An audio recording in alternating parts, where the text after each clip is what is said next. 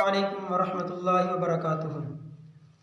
محترم سامعین و ناظرین، جس طرح میں نے پچھلے درس کے اندر کہا تھا کہ وضو کے مسائل شروع کر رہے ہیں اور بعض چیزوں کا ان مسائل سے پہلے سمجھنا ضروری ہے، تو آج ان کی تعریف کر دیتے ہیں۔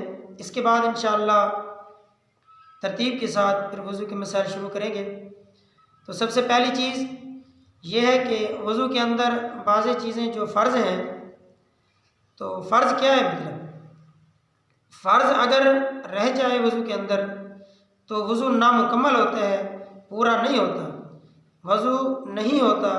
اگر فرض کو ادا کیا لیکن تھوڑا سا رہ گیا، مثال کے طور پر منہ کا دھونا فرض ہے، منہ دھویا لیکن تھوڑا سا رہ گیا تو بھی فرض نامکمل، تو وضو بھی نامکمل۔ اور اسی طرح وضو کے اندر بعض چیزیں سنت ہیں، سنت کے چھوٹ جانے سے وضو تو ہو جاتا ہے لیکن جو وضو کا ثواب ہے وہ نہیں ملتا۔ اور تیسری چیز جو مستحب ہے، مستحب کا یہ مطلب ہے کہ اگر ادا کر لیں گے تو زیادہ ثواب ملے گا، اگر چھوڑ دیں گے تو جتنا وضو کا ثواب ہے وہ تو ملے گا لیکن زیادہ نہیں ہوگا۔